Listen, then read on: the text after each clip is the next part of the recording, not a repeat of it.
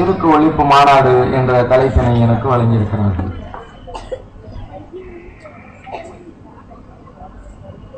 உலகத்திலே எத்தனையோ விதமான புரட்சிகள் வரலாற்றில் பேசப்பட்டுக் கொண்டிருக்கிறது. கொடுங்கோல் மன்னர்களுடைய ஆட்சியை சாமானிய மக்கள் எதிர்த்து நின்று அந்த கொடுங்கோலர்களை விரட்டி அடித்து சாமானியர்களால் ஆட்சிகள் கைப்பற்றப்பட்ட பல்வேறு வரலாற்று நிகழ்வுகளை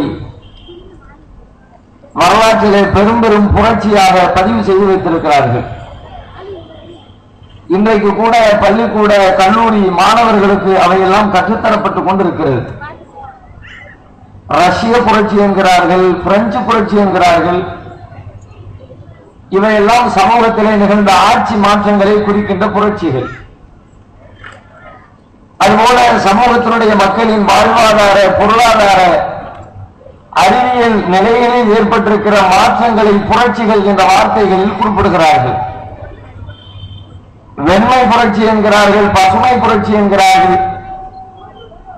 கடந்த காலத்தில் மக்கள் பயன்படுத்திக் கொண்டிருந்த பொருட்களை, உருவாக்கி கொண்டிருந்த பயிர் பச்சைகளை கடந்த காலத்திலிருந்து பல்லாயிரக்கணக்கான மடங்கு முன்னேற்றத்தோடு அவற்றை உருவாக்குவதற்கான கண்டுபிடிப்புகளை இந்த வார்த்தைகளில் குறிப்பிடுகிறார்கள். இப்படி கடந்த கால நிகழ்வுகளோடு ஒப்பிடுகிற பொழுது ஒரு பெரும் மாற்றமும் ஒரு பெரும் திருப்பமும் மக்கள் மத்தியிலே எப்பொழுது ஏற்படுகிறதோ அவையெல்லாம் புரட்சியாக வரலாற்றிலே பதிவு செய்யப்பட்டிருக்கிறது. அந்த வகையிலே இப்பொழுது வழங்கப்பட்டிருக்கிற தலைப்பு, எதிர்வருகிற ஜனவரி 31ஆம் தேதி நடைபெற இருக்கிற சிறுக்கு ஒழிப்பு மாநாடு என்பது அதுவும் ஒரு மிகப்பெரிய புரட்சியை 31ஆம் தேதிக்கு முன்னர் இருந்த நிலை 31க்கு பிறகு ஏற்பட வேண்டும் என்று நாம் விரும்புகிற நிலை, இந்த இரண்டு நிலைகளுக்கும் இடையே ஒரு மிகப்பெரிய மாற்றம் நிகழ வேண்டும் என்ற அடிப்படையிலே இந்த தலைப்பு இங்கே வழங்கப்பட்டிருக்கிறது.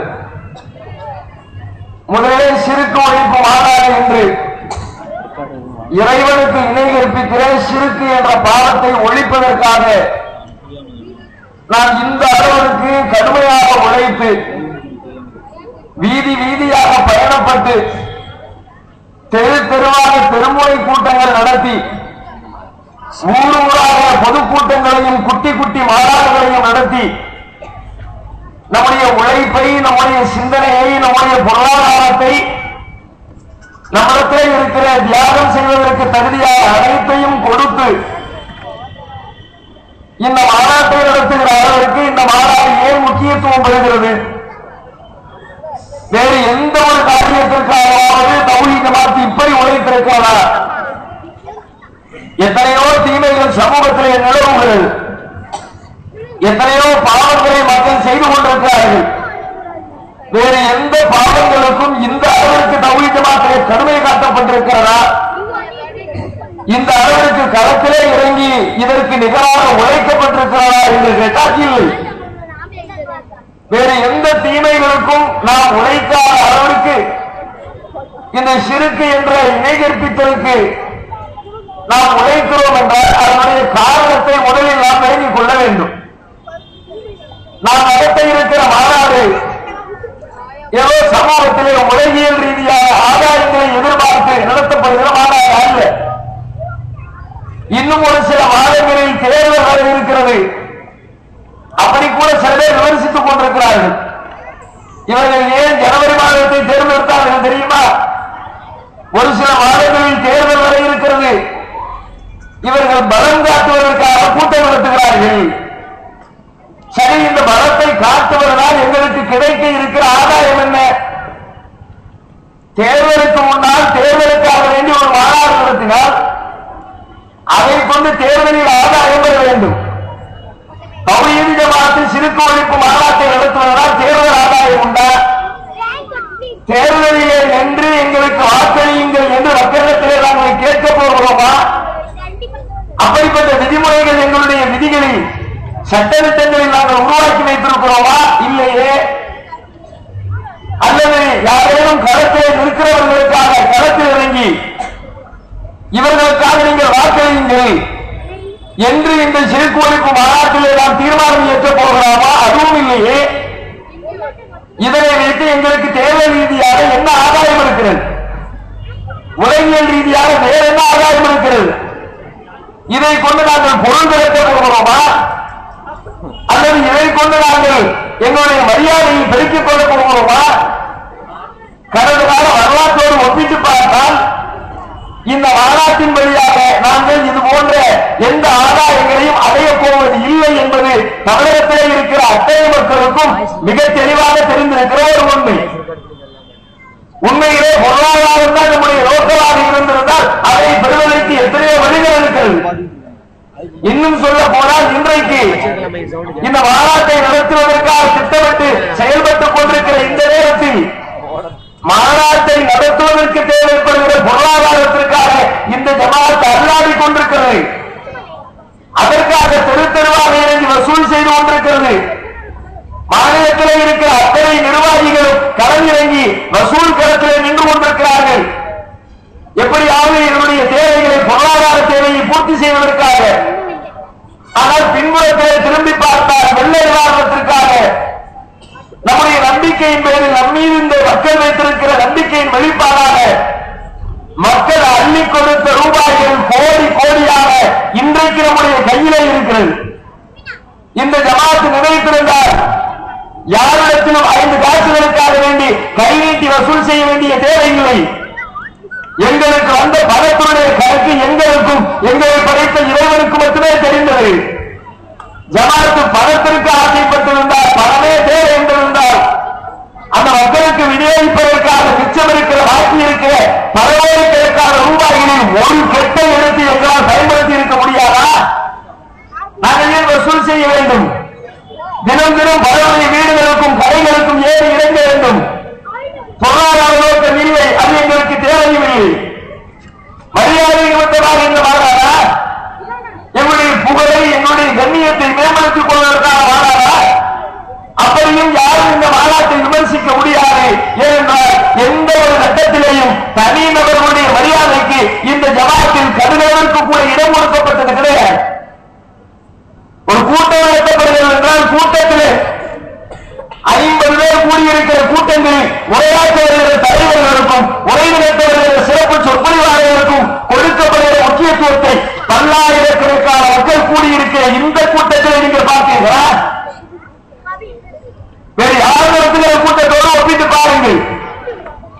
அங்கே கலந்து கொள்கிற மேடையை வீற்றிருக்கிற தலைவர்கள், சிறப்பு பேச்சாளர்களை புகழாக அந்த கூட்டம் நிறைவு பெற்றதாக ஒரு கூட்டத்தை நீங்கள் காட்டுங்கள். நம்முடைய ஊருக்கு வந்திருக்கிற அத்தனைத்தவர்கள் ஒரு 10 நிமிஷம் அதுக்கு விட்ட ஓட்டம் எவ்வளவு பெரிய ஆறு தெரியுமா? நான் தெரிந்த நாவலர் தெரியுமா? இவர் செல்லாத நாடுண்டா, பேசாத தலைப்புண்டா? அவருக்கு ஒரு பில்டப்பை கொடுத்து ஒரு அடைமொழியை கொடுத்து அதற்கு பிறகு ஒரு பேச அழைப்பார்கள். இதுல நீங்க அப்படி யாரையும் புகழ்ந்ததை பார்த்தீர்களா? இங்க நேரைக்கு வருகிற தலைவர்களுக்கு பொன்னாடை போட்டுவதை பார்த்தீர்களா? தலைவர் சாதித்த சாதனைகளை பாருங்கள், தலைவரை வைத்துக் கொண்டு புகழ்கிற காட்சிகளை பார்த்தீர்களா? என்ன நடந்தது? யாரையும் புகழ் ஒரு வார்த்தைகள் அதிகப்படியாக இங்கே உபயோகிக்கப்பட்டதா? தனிமனித புகழ்ச்சிக்காக இவ்வளவு கட்டுப்பாடோடு இருக்கிற நாங்கள் புகழ்வதற்காக வேண்டிய எங்களை மேன்மைப்படுத்திக் கொள்வதற்காகவே ஒரு மாநாடு நடத்த வேண்டிய தேவை என்ன? அந்த மாநாடு இப்படித்தான் இருக்க போகிறது. புகழுக்காக இல்லை, பணத்திற்காக இல்லை, அரசியல் ஆதாயத்திற்காக இல்லை, வேறு எதற்கு? இந்த சிறுக்கு ஒழிக்கப்பட வேண்டும் என்று இறைவன் நமக்கு விதித்திருக்கிறார். அந்த விதியை, இறைவனின் கட்டளையை, இறைவன் ஏறிய ஏவலை உலகத்தில் நடைமுறைப்படுத்துவதற்காக அறிவிக்கப்பட்டிருக்கிற மாநாடு இந்த மாநாடு. வேறு எந்த உள்நோக்கத்தையும் இதற்கு நீங்கள் கற்பிக்க இயலாது. இன்னும் சொல்வதாக இருந்தால் புரட்சிகளே மகத்தான புரட்சி என்பது மனிதர்களுடைய பொருளாதார புரட்சி அல்ல. உலகியல் ரீதியாக அவர்களை கட்டுப்படுத்தி வைத்திருக்கிற விலங்குகளை உடைத்தெறிகிற புரட்சி அல்ல. மனிதனுடைய உணவுக்கும் வாழ்க்கைக்கும் ஏற்படுத்தப்பட்டிருக்கிற கண்டுபிடிப்புகளுக்கு பெயர் புரட்சி அல்ல.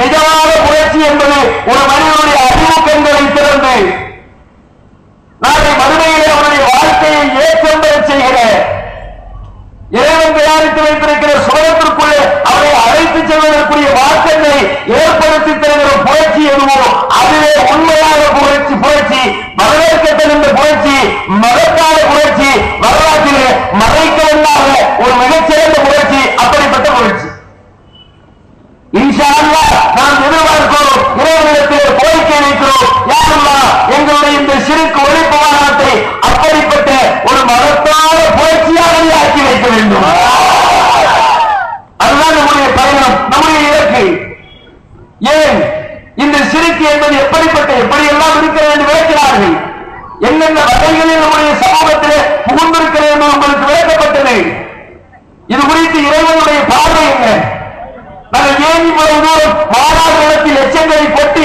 தெருவீதிகளில் நடந்து அலைந்து திரிந்து கூட்டம் நடத்தி இந்த அளவுக்கு பாராட வேண்டிய தேவை என்ன தெரியுமா இறைவன் எச்சரிக்கிற எச்சரிக்கை அப்படி இறைவனுக்கு ஏற்படுத்துகிற கோபத்திலே மிகப்பெரிய கோபத்தை இதுதான் ஏற்படுத்துகிறது அவனுக்கு நிகராக அவனிடத்திலே இருக்கிற ஆற்றல் அவன் செய்கிற காரியத்தை அவன் செய்வதை போலவே இன்னொருவர் செய்வான் என்று சொல்லிவிட்டால் அது ஏற்படுத்துகிற கோபத்திற்கு நிகராக வேறு எந்த தீமையும் இறைவனுக்கு கோபத்தை ஏற்படுத்துவதில்லை அதனால்தான் இறைவன் சொல்லுகிறான் மன்னிக்கிற தயார குணம் வைத்த இறைவன் சொல்லுகிறான் இறைவன் தன்னை பற்றி அறிமுகப்படுத்துகிற பல்வேறு வசனங்களில் நான் மன்னிக்கிறவனாக இருக்கிறேன் வஃபூருர் அல்லாஹ் ரப்பல் ஆலமீன் மன்னிக்கிறவனாக இரக்கமுள்ளவனாக இருக்கிறார் என்று சொல்லப்பட்ட தன்னை பற்றி அறிமுகப்படுத்துகிற இறைவன் சொல்லுகிறார் இன்னல்லாஹ லா யக்ஃபிரு அன் யுஷ்ரக பிஹி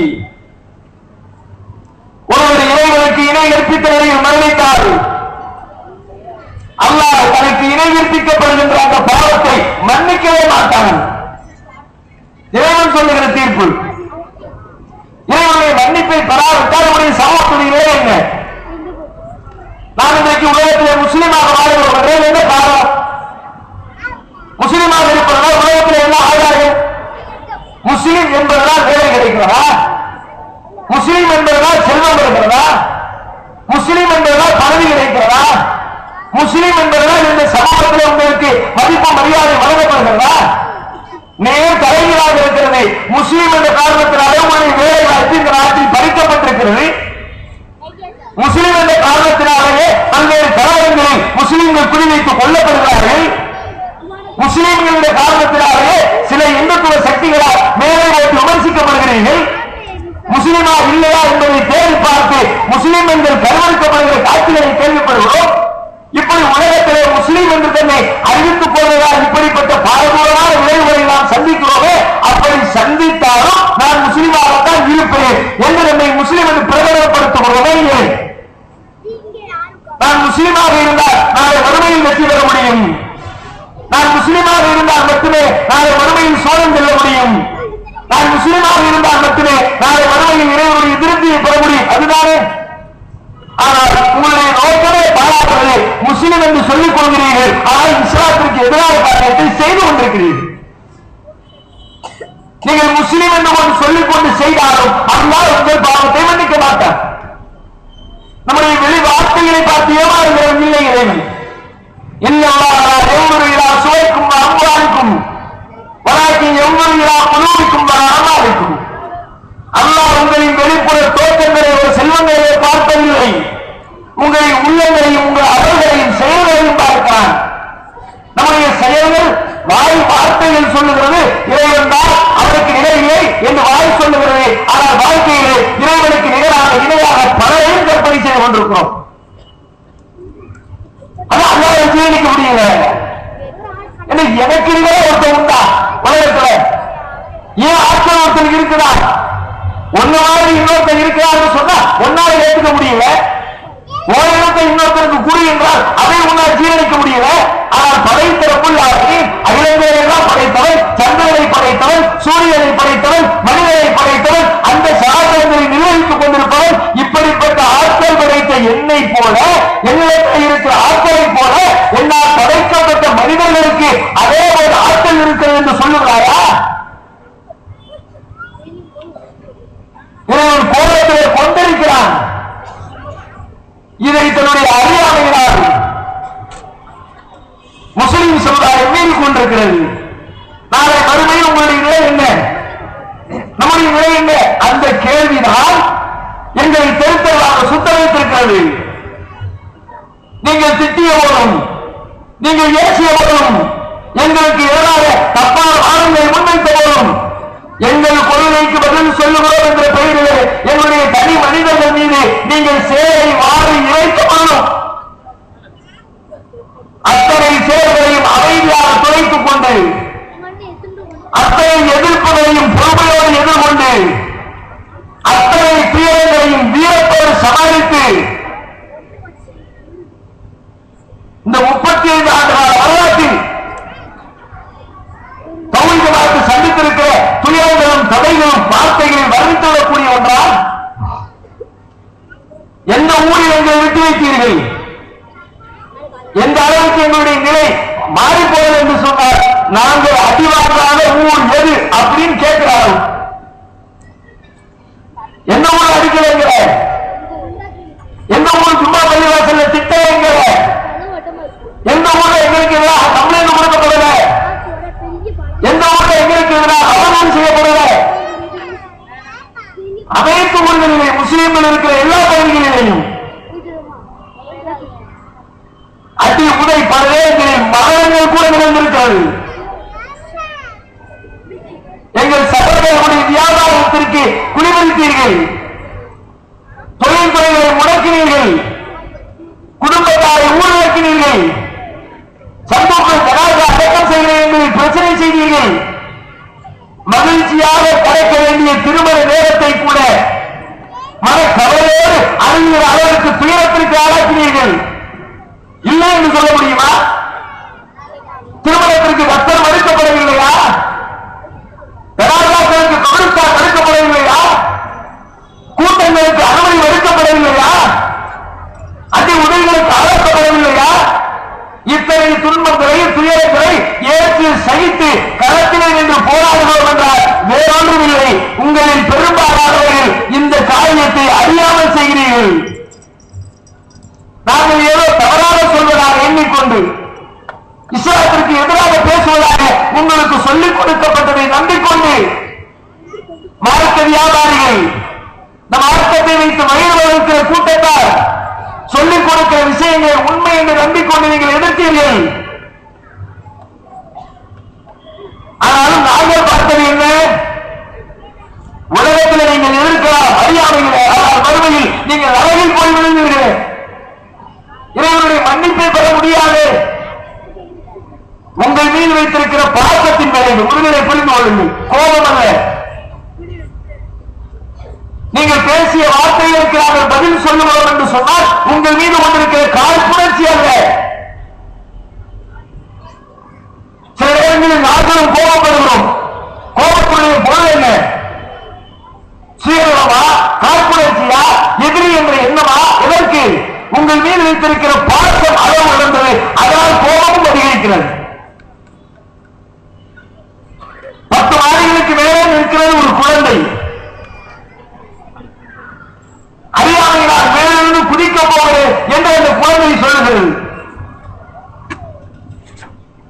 பிள்ளைகிட்ட வந்து சொல்ற, விழுந்துடாதமா, மேல இருந்து கீழே குதிச்சா கையை உடைஞ்சிரும், மண்டை உடைஞ்சிரும், அது இறந்தே போயிருவேன், நல்ல உள்ள வீட்டுக்கு வாமா. புள்ள அலை பிடிக்குது, பலமா தெரிஞ்சுது, கண்ணை பிடிச்சு தொங்குது. இப்போது ஒரு தாயுடைய வேலை, ஒரு தந்தையுடைய வேலை எதுவாக இருக்கும்? சரி, புள்ள விரும்புது, போயிட்டு போகுது. 5 வயசு பிள்ளைதான, நமக்கு இருக்கிற ஒரே ஒரு பிள்ளை, ஆசைப்பட்டு கேட்கா 10 மாடியிலிருந்து கீழே உழுந்து போட்டு வருவோமா? அவன் எத்தனை பலம் கொண்டு கம்பியை பிடித்தாலும் அதை விட பலமடங்கு பலத்தோடு மண்டையும் கட்டி அடித்து இழுத்து வர மாட்டோமா? இப்போது ஒரு தாயும் தந்தையும் கொண்ட கோபத்துடைய பொருள் என்ன? குழந்தையின் மீது கோபமா? குழந்தையின் மீது காழ்ப்புணர்ச்சியா? குழந்தை மீது கொண்ட வெறுப்பா? குழந்தை மீது கொண்ட பாசமா? கோபப்பட்டது உண்மை, அடித்தது உண்மை, தலைவரை இழுத்து வந்தது உண்மை, ரூமுக்குள்ளே தள்ளி கதவை தள்ளி உதவியது உண்மை, அடைத்தது உண்மை. இந்த அடைத்தலுக்கும் இந்த உதைத்தலுக்கும் இந்த அடித்தலுக்கும் பின்னணியது பாசமா கோபமா? நிஜமாக சொல்லுகிறோம், நாங்கள் உங்கள் மீது காழ்ப்புணர்ச்சி கொள்ளவில்லை. இந்த சமூகத்தை நேசிக்கிறோம். நேசத்தின் விளைவாகத்தான் உங்களை கடுமையாக பேசிக் கொண்டிருக்கிறோம். உலகத்திலே உங்களுக்கு ஏற்படுகிற இழிவுகள் எல்லாம் இழிவல்ல. நாளை மறுமையில் ஏற்படுகிற இழிவு பாவகரமானது. உங்கள் அறியாமையினால் போய் சிரிக்கிற விழுந்து கொண்டிருக்கிறீர்கள். இஸ்லாம் இறைவன் எந்த அளவிற்கு இதை கருதை காட்டுகிறான் தெரியுமா? திருக்குறானை நீங்கள் எடுத்து பாருங்கள். இணை கற்பிக்கிற ஒரு மனிதரை எந்த நிலையில் வைத்து இஸ்லாம் பார்த்துக் கொள்கிறது தெரியுமா? நாளை மறுமை வாழ்க்கை பால் என்பது ஒரு முகத்திலே, இன்னொரு முகத்திலே உலகத்திலே கூட ஒரு மனிதனை சீர்திருத்துவதற்காக, சிறுக்கிலிருந்து விடுதலை செய்வதற்காக, சிறுக்கிலே இருக்கிறதோடு நீங்கள் காட்ட வேண்டிய கடுமை என்ன? குர்ஆன் வரிசையாக சொல்லிக் கொண்டே வருகிறது. வேறு எந்த பாவத்தை செய்கிறவனுக்கும் இந்த அளவிற்கு அச்சுறுத்தல்களை மார்க்கம் சொல்லித் தரவில்லை. இஸ்லாத்துடைய பார்வையிலே பெற்றோருடைய நிலை என்ன? பெற்றோருக்கு நிகராக இந்த உலகத்தில் நீங்கள் வேறு யாரையும் வைக்க முடியுமா? அந்த பாசத்திலே மரியாதையிலே உயர்ந்தவற்ற அந்தஸ்து பெற்றோர்களுக்கு இஸ்லாம் சொல்லுகிறது. மனிதனுக்கு நாம் உபதேசித்திருக்கிறோம். அவர் தன்னுடைய பெற்றோருக்கு நல்ல முறையில் நடந்து கொள்ள வேண்டும் என்று உபதேசித்திருக்கிறோம். எத்தனை வசனங்கள் உங்களுடைய பெற்றோருக்கு முன்னால் சீ என்ற வார்த்தையை கூட பிரயோகப்படுத்துகிறார்கள். இதை விட அவர்கள் சொல்லணும்.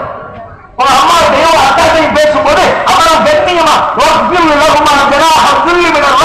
அப்பிரிவனுக்கு முன்னால் இரக்கம் எனும் இரக்கலை தாழ்த்து கவித்துவமாக பேசுகிறார்கள். அப்படி இரக்கத்துல அதை சொல்றதுக்கே வார்த்தை இல்லை. உங்க அத்தா அம்மாவுக்கு முன்னாடி அப்படி நிக்கணும்டா. அது பெரும்பான்மை பட்டியல் நபிகளார் சொன்னார்கள். அல்லாஹ்வுக்கு இணை கற்பிப்பது அடுத்ததாக சொன்னார்கள் பெற்றோர்களை நோய்படுத்துவது. பெற்றோர் மனசை புண்படுத்துறாங்கப்பா. அவங்க கூட போய் பேசுறாங்க, ஏத்து பேசுறாங்க, தேவையில்லாம பேசுறாங்க. நபிகளார் லட்சணம் மனிதர் இருக்கிறார். அல்லாஹ்வுடைய தூதரே, என்னுடைய தந்தை நான் சம்பாதிக்கிற பொருள் அனைத்தையும் இடத்தில் இருந்து கேட்கிறார். ரசூலா கூப்பிட்டு பேசி ஏன்பா பிள்ளை சமாளிக்கிற கூட கேட்கிற, உனக்கு தேவையானதை வாங்கிக்க, மற்ற அவன் வச்சுக்குவா என்று அவர்கள் சொல்லுவார்கள் என நினைத்துக் கொண்டு நபியவர்களிடத்திலே சொல்லுகிறார். கொஞ்சம் கூப்பிட்டு எங்க வாப்பா கொஞ்சம் கூப்பிட்டு கம்ப்ளைண்ட் கொஞ்சம் கண்டிஷன் பண்ணி வைங்க. எல்லா காசையும் கொண்டா இருக்கிறாங்க. என்ன கேளுங்க, ரசூலா இடத்துல கம்ப்ளைண்ட். நபிகளார் சொன்ன பதில் என்ன தெரியுமா? உன் தந்தை உன் பணத்தை கேட்கிறார் என்று என்னிடத்தில் புகார் செய்ய வந்திருக்கிறாயா? அந்த மானுக்கை அதிக உன் பணம் என்னப்பா, நீயும் உன் பணமும் உன் தந்தைக்கே சொன்னோம். பஞ்சாயத்தாக காப்பனார் கேட்ட கூட்டிட்டு போயிட்டு உன்னை பெத்த காப்பனார கேட்டான். அவருக்கு கொடுத்த வழக்கம் இருந்துச்சு. அவருக்கு கொடுப்பதை விட வேறு யாருக்கு நீ கொடுப்பதை முக்கியத்துவமாக கருதிவிட போகிறார்? கொடு உன் பெற்றோருக்கு என்ன நடிகர்களாக அறிவுறுத்தினார்கள். நடிகர்கள் கேட்கிறார், இந்த உலகத்திலேயே நான் அதிகம் நட்பு பாராட்ட தகுதி படைத்தவர் யார் என்று கேட்கிறார். நடிகரார் சொன்னார்கள், உன்னுக்க உன் தாய். அடுத்து கேட்கிறார், அடுத்தறியா உன் தாய். மூன்றாவது கேட்கிறார், அடுத்தறியா உன் தாய். நான்காவது கேட்கிறார், அடுத்தறியா உன் தந்தை. தாய் என்னுடைய இடத்திற்கு நிகராக இடம் இல்லை. அதில் முதல் 3 இடங்கள் தாய்க்கு மட்டுமே. அல்லாஹ் தாய்க்கு தனிமணி செய்வதை பற்றி சொல்லும் போது, அதே உங்க அம்மா உன்னை எவ்வளவு கஷ்டப்பட்டு சுமந்தா தெரியுமா? எவ்வளவு சிரமப்பட்டு பெற்றெடுத்தா தெரியுமா?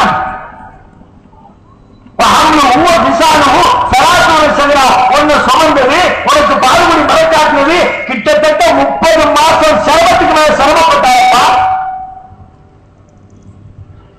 அல்லாஹ் 2 வழியை சொல்லிட்டான். சிந்தித்து பார்த்தால் அந்த 30 மாத காலங்களில் நம் ஒவ்வொருவருடைய தாய் பட்டிருக்கிற வேலை வார்த்தையை வர்ணிக்கக்கூடியதா? நம்மை சுதந்திரிக்கிற காலத்தில் அவர் முன்னுகளை எல்லாம் மாற்றி எடுத்தாரே. நம்மை சுமந்திருக்கிற காரணத்தினாலே தன்னுடைய இயல்பு வாழ்க்கையை மாற்றிக்கொண்டாரே.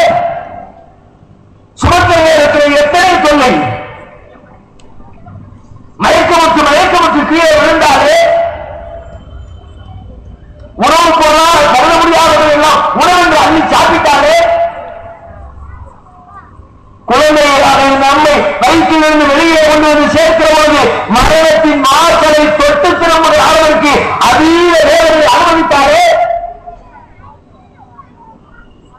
அந்த கஷ்டத்து தியாகத்தினுடைய பரிசுதான உலகத்தில் மனுஷனா பிறந்திருக்கிற அதுக்கெல்லாம் நன்றி செலுத்த வேண்டாமா? இறைவன் சொல்லுகிறார், அனிஷ்குருளி வழிவாழ்ந்தை, எனக்கும் நன்றி செலுத்தி உன் பெற்றோருக்கும் நன்றி செலுத்து. ஒரே வாக்கியத்தில் எப்படி சேர்க்காம ஒரே வார்த்தையில தனக்கு நன்றி செலுத்து என்பதை சொல்லிவிட்டு அதற்கு சேர்த்து சொல்கிறார், எனக்கும் உன் பெற்றோருக்கும் நன்றி செலுத்து. இந்த அளவிற்கு உயர்ந்த இடத்திலே வைத்து பேசப்பட்ட பெற்றோருடைய நிலை அவர்களுக்கு நிகராக வேறு யாரையும் மதிக்க முடியாது என்று சொல்லப்படுகிற அளவிற்கு உயர்ந்த நிலை, அவர்களுக்கான எதையும் அர்ப்பணம் செய்யலாம் என்கிற அளவிற்கு பேசப்பட்ட சிறந்த நிலை. அப்படிப்பட்ட மார்க்கத்திலே இறைவன் பெற்றோர் குறித்து சொல்லிவிட்டு அடுத்த வசனத்தில் அதே வசனத்துடைய தொடர்ச்சியிலே பேசுகிறார்.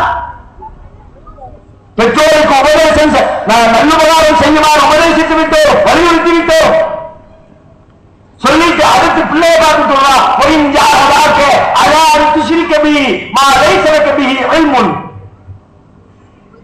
அந்த பெற்றோர், உன்னால் மதிக்கப்பட வேண்டிய பெற்றோர், உன்னுடைய கண்ணியத்திற்கு ஆளாக வேண்டிய பெற்றோர், எதை சொன்னாலும் கட்டுப்பட வேண்டிய இடத்தில் இருக்கிற உன்னுடைய பெற்றோர், அப்படிப்பட்ட பெற்றோர் உனக்கு அறிவில்லாத விஷயத்தின் வகையில் எனக்கு இணை கற்பிக்குமாறு உன்னை தூண்டினார், எனக்கு இணை கற்பிக்குமாறு உன்னை கட்டாயப்படுத்தினார், அப்பிரிவருக்கும் நீ கட்டுப்படாது. அவன் பேச கேட்க வேற எதுவும் சொல்ல முடியாது. எதை இருந்தாலும் பெற்றவங்க கேளு கேளு கேளு பேசுறாங்கன்னா, எனக்கு நீ கூட யாரையாவது வைக்க நினைச்சா அது ஒரு அம்மாவாக இருந்தாலும் சரி, உன்னை வைத்த அப்பாவாக இருந்தாலும் சரி, உனக்காக எவ்வளவு சிரமப்பட்டிருந்தாலும் சரி, நன்றி பாராட்டுகிற இடம் இதுவல்ல, நன்றி பாராட்டுகிற நேரம் இதுவல்ல. எனக்கு நிகராக யாரையும் கற்பனை செய்ய அவர்கள் நினைத்தால் அம்மாவாக இருந்தாலும் அத்தாவாக இருந்தாலும் உதாசீனமானது.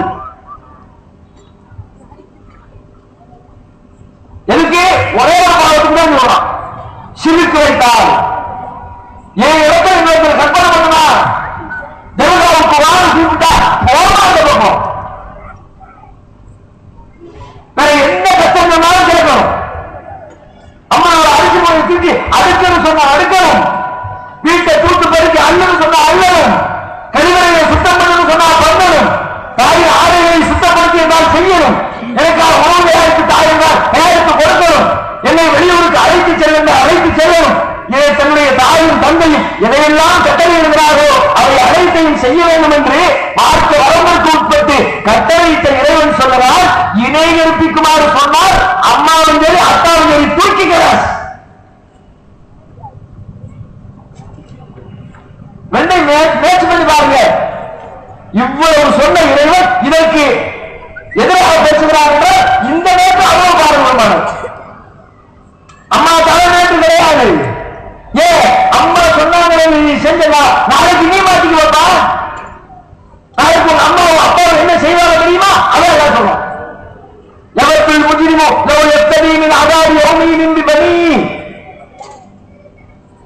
அந்த நாளில் ஒரு பாதி ஆசைப்படுவான். என்ன நாளில்? நியாய தீர்ப்பு நாளில் பாதி ஆசைப்படுவான். எப்படி?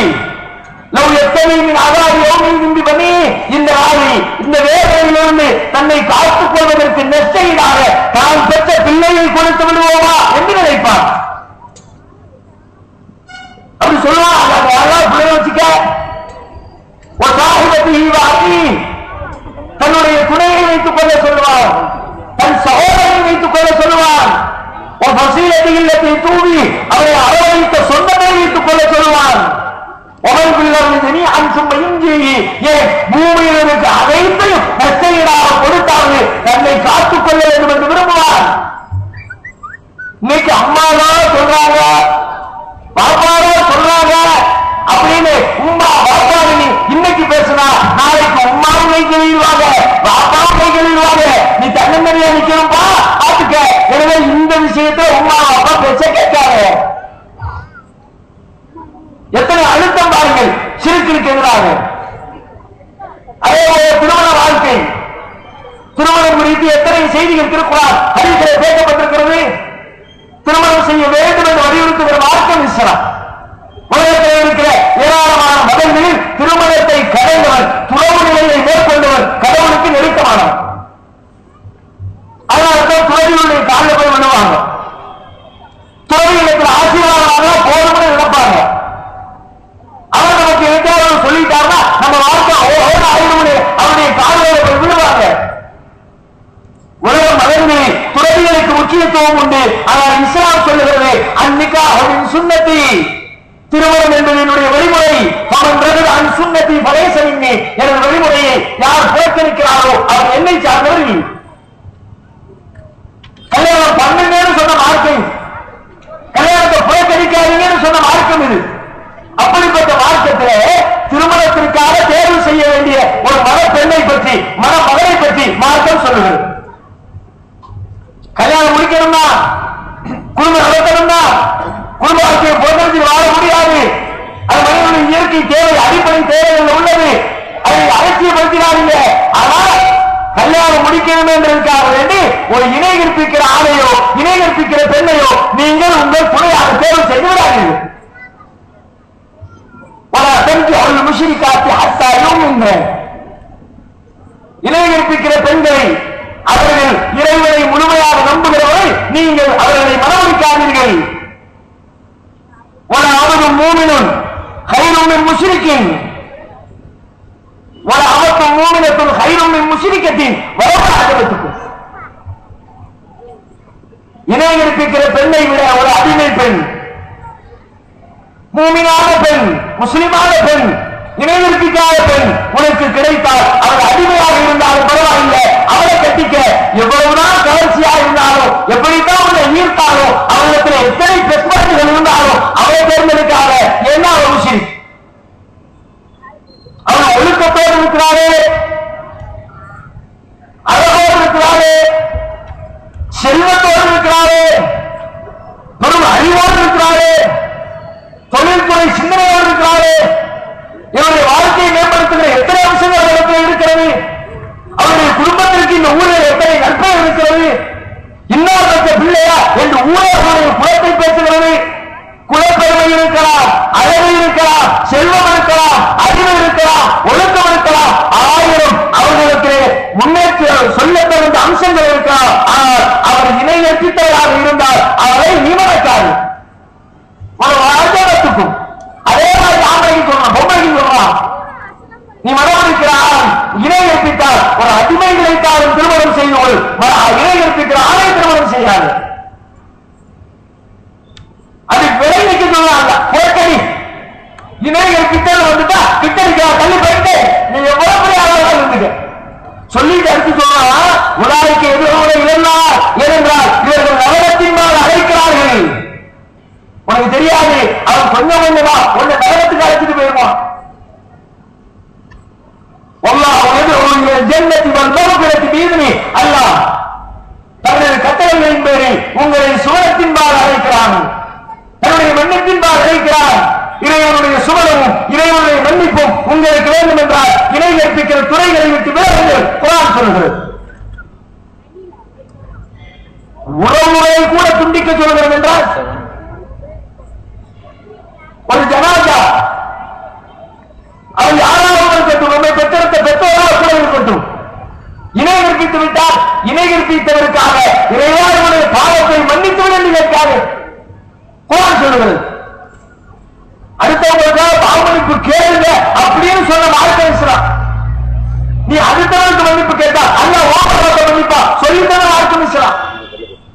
மன்னிப்பு கேட்பது குறித்து குர்ஆனை திறந்தாலும் நூற்றுக்கணக்கான வசனங்கள். நீங்கள் மன்னிப்பு கேட்க மன்னிப்பு மட்டும் கிடைக்கும் என்று நினைக்காதீர்கள். மன்னிப்பு கேட்பதனால் செல்வம் கிடைக்கும் என்கிறார், மன்னிப்பு கேட்பதனால் பிள்ளை பாக்கியம் கிடைக்கும் என்கிறார், மன்னிப்பு கேட்பதனால் இன்னும் பல நன்மைகள் கிடைக்கும் என்கிறார். ஆனா நம்மள பல பேர் அந்த அம்சத்தையும் வருங்க துவா செய்யறவங்க தோல்வி விட்டு கையேறுவோம். ஒரே ஒரு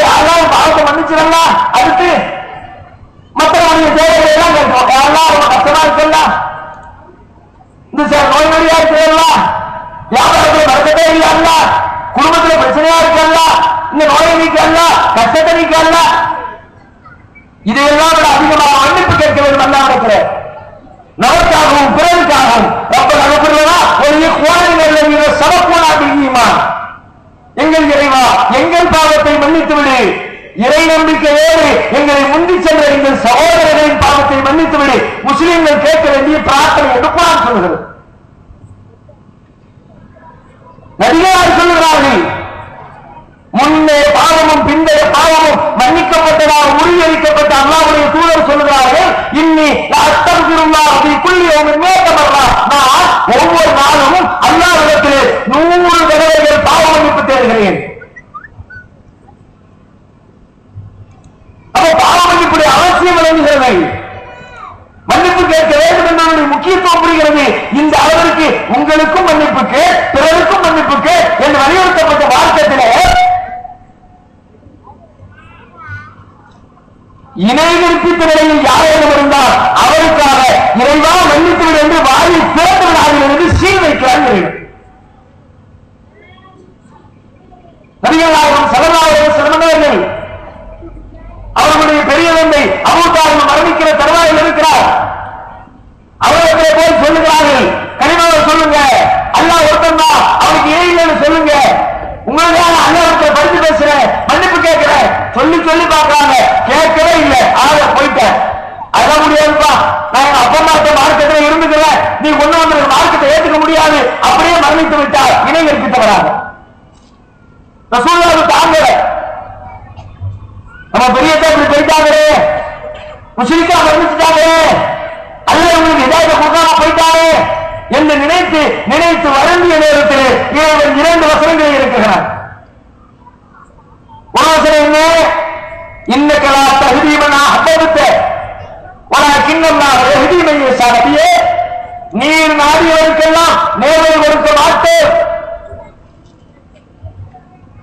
இன்னக்கலா தஹ்தீமனா ஹபபத, நீர் நாடியவருக்கெல்லாம் நேர்வழி காட்ட மாட்டோம். வலக்கின்னல்லாஹ் யஹ்தி மன் யஷா, அல்லாஹ் அவன் யாரை நாடுகிறானோ அவருக்கு வழி காட்டுவான்.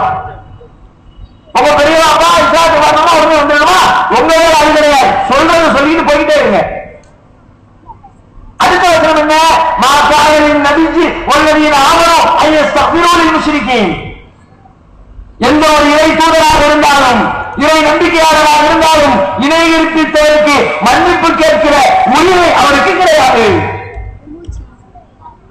அதெல்லாம் மன்னிப்பு கேட்கிறீங்க, அவர் யார்? உங்களுடைய உறவாக இருக்கலாம், ரத்தவந்தனாக இருக்கலாம், ஆனால் அல்லாஹ்வின் பார்வையில் அல்லாஹ்வுக்கு இணை கற்பித்து விட்ட பாவம் செய்தவர், அப்படிப்பட்ட பாவிக்கு நீங்கள் மன்னிப்பு கேட்கிறீர்களா?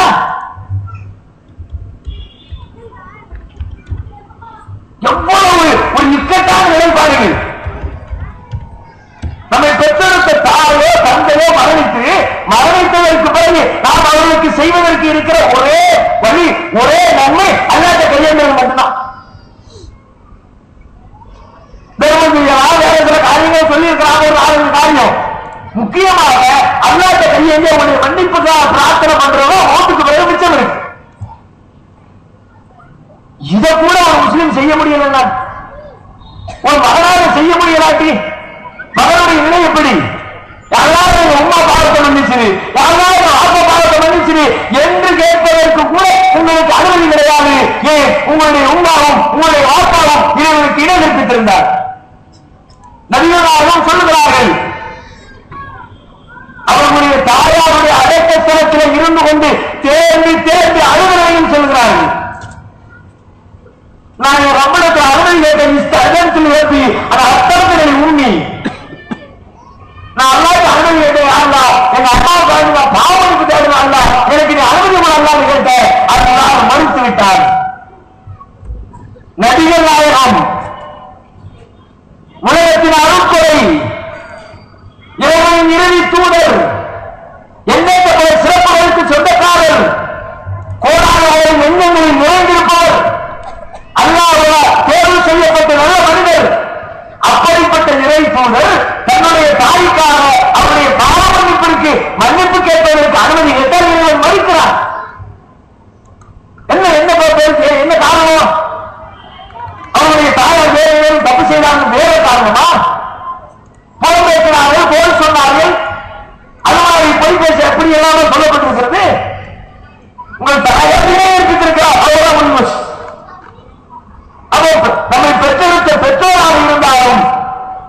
கற்பித்து விட்டால் மன்னிப்பு கேட்காதங்களா?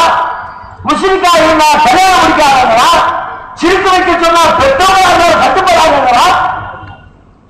ஏன் நாம கட்டி வச்சிருக்கிற பள்ளிவாசல் இருக்கிறது, பள்ளிவாசலுக்குள்ள யாராவது அதிகாரம் பண்றாங்க, முஸ்லிம்காக வெளியே அனுப்புகிறாங்க. ஆனா பொறுமை என்ன தெரியுமா? இன்னைக்கு பல பள்ளிவாசல் பேர்ல கட்டி வச்சிருக்கிற கட்டடத்துக்கு முஸ்லிக்கு தான் எல்லா வேலையும். இந்த பக்கம் தர்காவை திறந்து விட்டுட்டு அந்த பக்கம் பள்ளிவாசல் திறந்துடுவார். சொல்லுறார் மாகாணங்கள் முஸ்லிக்கு அங்கே அமர்வு மசாஜிதல்லா, அல்லாஹ்வுடைய பள்ளிவாசல்களை நிர்வாகம் செய்கிற அதிகாரம் அவர்களை இணை கற்பிக்கிறவர்களுக்கு கிடையாது. அல்லாஹ்வுடைய ஆற்றல் இன்னொருத்தருக்கு இருக்குன்னு சொல்லிவிட்டு நீ அல்லாஹ்வுடைய பள்ளிவாசலை திறந்து வைக்கிற, அல்லாஹ்வுடைய பள்ளிவாசலை நிர்வாகம் பண்ற, அல்லாஹ்வுடைய பள்ளிவாசலை தொழுகை இருக்கிற உலகத்துடைய முதலாளர்கள் புனித காபா நபிகளார் ஆயிர காலத்தில் இவன் வசனம் இருக்கிறான். இறை நம்பிக்கையாளர்களே, இன்னமை முஷ்ரிக்கூன நஜஸ், முஷ்ரிக்குகள் அசுத்தமானவர்கள்.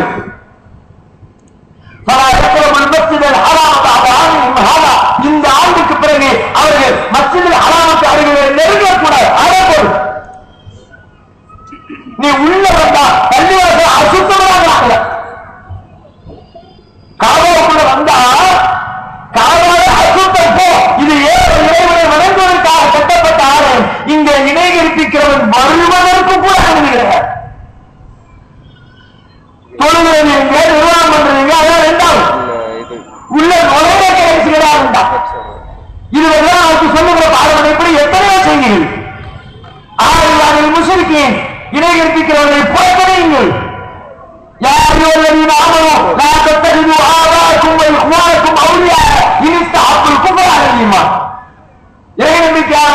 உங்கள் பெற்றோராயினும் உங்கள் சகோதரராயினும் அவர்கள் ஈமானை விட இறை நம்பிக்கையை விட குஃபரை நேசித்தால் தேர்வு செய்தால் அவர்களே உங்களுடைய தோழராக உச்ச நேசத்திற்குரியவர்களாக எடுத்துக் கொள்ளாதீர்கள். நீங்க எடுத்துக்கிட்டா நீங்க அநியாயக்காரர்கள் சொல்லிட்டு அடுத்து பேசலாம். அடுத்த வருஷம் தொடர்ச்சியிலே போல் நபியே சொல்லுங்கள். இங்கான ஆதாவுக்கும் உங்களை பெற்றெடுத்த பெற்றோராகியும் அவர் அபுதாவுக்கும் அவருடைய குமாருக்கும் சுவருக்கும் சீரத்துக்கும் அவ்வாறு கதத்துமுகா திஜாரத்தும் கஷ்டமுட கசாதகா ஒரு வாக்கினு தர்லோராக ஆபர் இலைக்கும் மினல்லாஹி வ ரசூலிஹி வ ஜிஹாதின் ஃபீ சபீலிஹி ஃபதரபது ஹத்தா யஅதியல்லாஹு அம்ரு. குல் நபியே சொல்லுங்கள். இன்கான ஆதாவுக்கும் உங்களை பெற்றெடுத்த பெற்றோராயினும் அபுதாவுக்கும் நீங்களே பெற்றெடுத்த பிள்ளைகளாயினும் ஒரு குமாருக்கும் உங்களோடு பிறந்த சகோதரர்களாயினும் சுவாதுக்கும் உங்களுடைய துணைவியர்களாயினும் சீரத்துக்கும் உங்களின் குடும்பத்தாராயினும் அவ்வாறுக்கு தோற்றுவா நீங்கள் சேர்த்து வைத்த செல்வங்களாயினும் ஒத்திஜாரத்தும் தசவுடைய சாதனா எங்கே நஷ்டமடைந்து விடுமோ என்று நீங்கள் அஞ்சுகிற உங்கள் வியாபாரமாயினும் உங்கள் சாக்கின தரலாரா நீங்கள் நேசிக்கிற உங்கள் வீடுகளாயினும் இலைக்கும் மினல்லாஹி வ ரசூலிஹி வ ஜிஹாதின் ஃபீ சபீலிஹி ஃபதரபது ஹத்தா யஅதியல்லாஹு அம்ரு. இவையெல்லாம் அல்லாஹ்வுடைய பார்வையில் நீங்கள் ஆயத்தமானதை விட உங்களுக்கு நேசத்திற்குரியவையாக இருந்தால் எதிர்பார்த்து காத்திருங்கள் அல்லாஹ்வுடைய கட்டளை. இரண்டாவது போது கவனமாகுங்கள், எச்சரிக்கையாகுங்கள். வேண்டாம் சொந்தம் தங்க அண்ணன் தம்பி மாமா மச்சா மனைவி புள்ள எத்தனை வந்தா எப்போ அல்லாவுக்கு இணை கற்பிக்கிற பாவத்தை வந்தா நேசிக்காத பாவமிக்காத.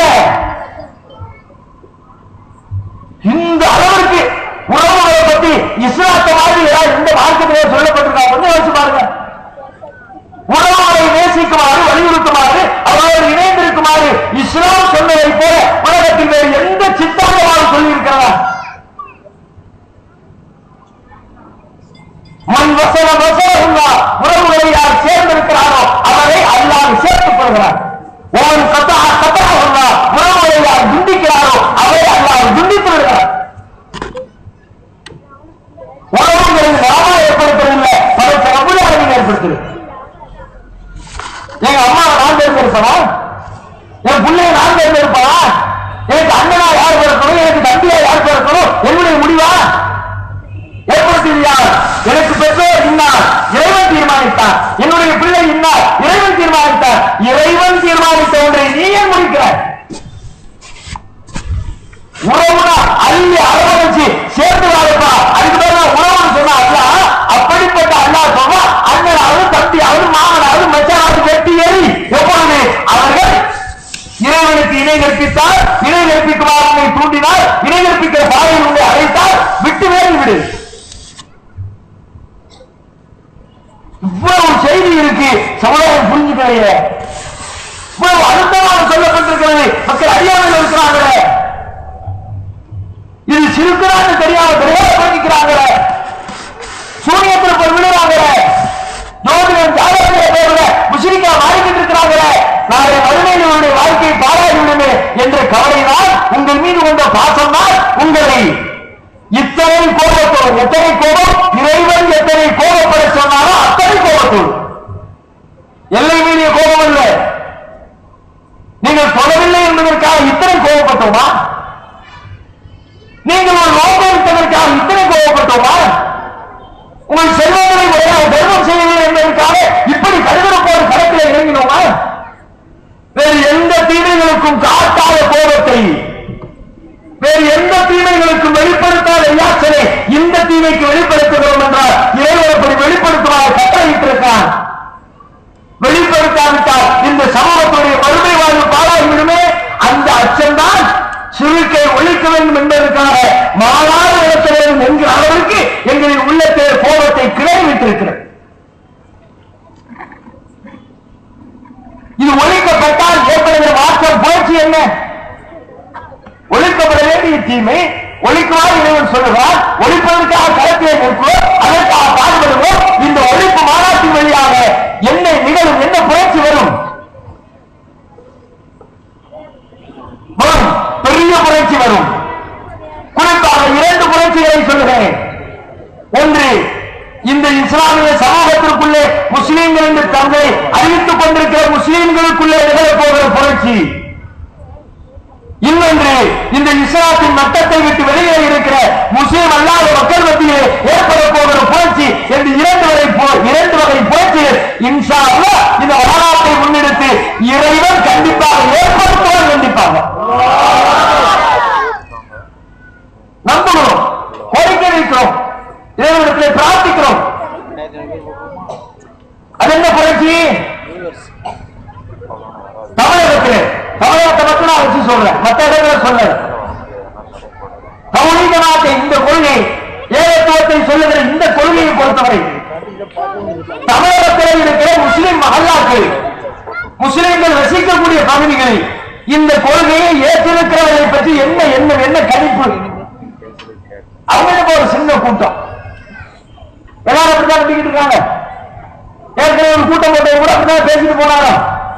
நாங்க பெரிய கூட்டமா இருக்கிறோம், அங்க இத்தனோடு இருக்கிறோம், சத்தியத்துக்கு அவர்தான் அளவுகளா வச்சாங்க. கூட்டம் பெரிது, நாம கூட்டம் சிறிது. கூட்டம் பெரிது சிறிது என்பதிலே ஒரு செய்தி உள்ளுக்குள்ளே இருக்குது. கூட்டம் பெரிது என்ன அர்த்தம்? அவங்க கை ஓங்கி இருக்குன்னு அர்த்தம், அவங்களுக்கு செல்வாக்கு இருக்குன்னு அர்த்தம், அவங்களுக்கு அதிகாரம் இருக்குன்னு அர்த்தம், அவங்க நினைச்சது செய்வாங்க அர்த்தம், அவங்களை மீறினா அடிப்பாங்க, உழைப்பாங்க, பல்வேறு இடையூறுகளை ஏற்படுத்துவாங்கன்னு அர்த்தம். இப்ப பிரச்சனை என்ன?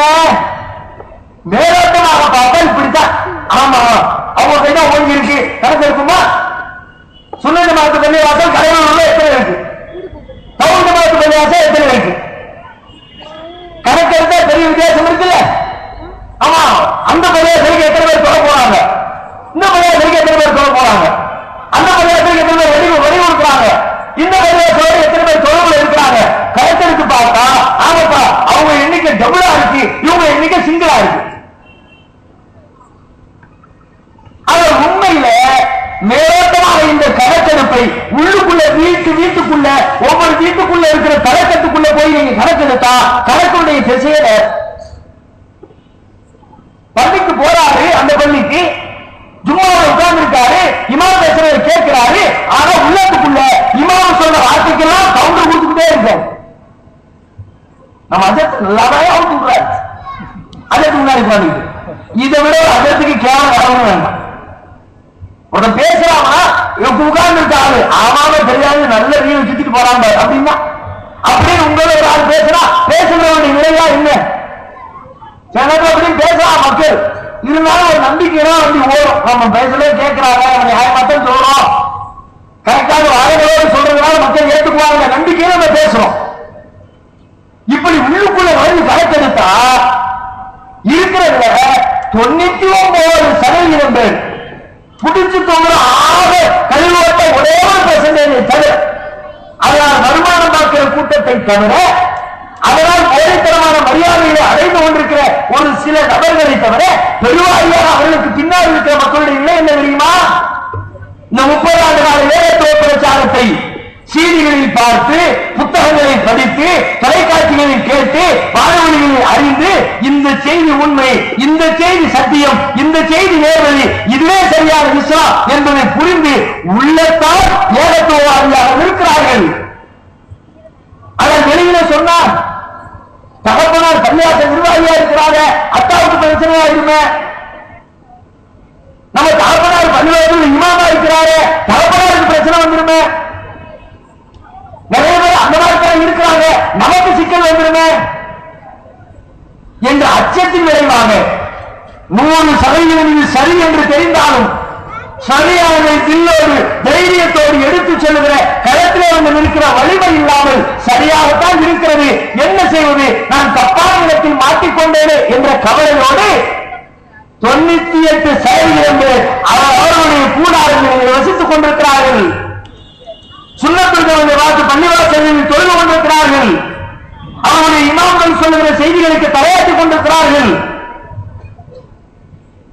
இத்தனை பெருத்த சதவீதத்தில் இருக்கிற மக்களின் உள்ளங்களுக்கு அருமருந்தாக அவர்களுடைய உள்ளத்திலே புரட்சி கனலை வெடிக்க வைத்து இது என்ன வாழ்க்கை இது என்ன அடக்குமுறை இவர்கள் அதிகம் என்று நினைத்து இவர்களுக்கு அடங்கி போய் கொண்டிருந்தோமே உண்மையில் இவர்கள் அதிகம் அல்ல நமது ஊரிலே பார்ப்பதற்கு அதிகத்தை போன்று தெரிகிறார்கள். நிஜத்தில் இந்த ஏகத்துவத்தை ஏற்றுக்கொண்ட கூட்டமே தமிழகத்திலே மிக பெரும் சக்தியாக இருக்கிறது என்பதை அந்த முஸ்லிம் உள்ளங்களுக்கு சிறக்கு வலிக்கும் மாறாக அறிவிக்கும். லட்ச மக்கள் திறந்து நிற்பார்கள் வந்து பார்ப்பாங்க. மாடி 150 வருடம் நினைச்சோம் நம்ம ஊர்ல 3 வருஷம் தான் நினைச்சோம் 35 பேர் இருக்கான்னு நினைச்சோம். நம்ம இடத்துல அப்படித்தான் பேசினாரு நம்ம ஊர் கூட்டத்தில் அப்படித்தான் பேசுறாங்க. வந்து பார்த்தா இவன் 35 இல்லப்பா 350 இல்லப்பா 35 லட்சத்தை தூக்கி சாப்பிடுற கூட்டப்பா கணக்கும். அதுபோல நம்பிக்கையுடைய உள்ளத்திலே புரட்சி வெடிக்கும். அண்ணாமலையார் நபிகளாரும் ஸல்லல்லாஹு அலைஹி வஸல்லம் சொன்னார்கள் மக்கா வெற்றியை பெற்ற பொழுது ஏற்பட்ட புரட்சி அப்படிப்பட்ட புரட்சி. நபிகளாரோடு மக்காவிலிருந்து மதீனாவிற்கு துரத்தப்பட்டார்கள்.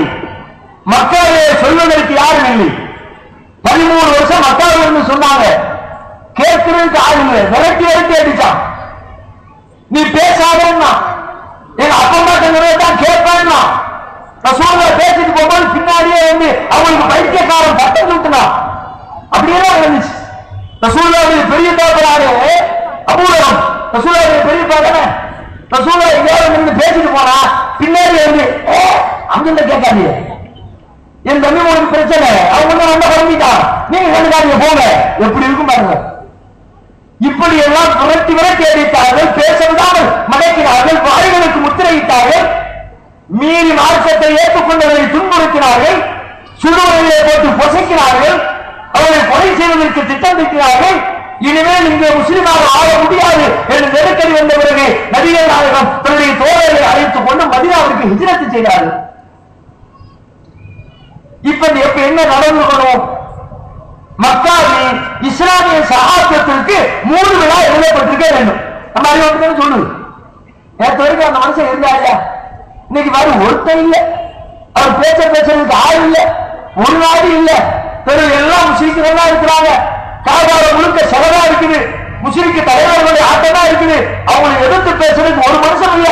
முகமது ஒரு ஆள் இருந்தாரு. கூட 10 பேர் இருந்தாரு. எல்லாம் கூட தாலி பண்ணி ஓடின உடனே நினைத்தார்கள். எத்தனை ஆண்டுகள்? வெறும் 8 ஆண்டுகள்.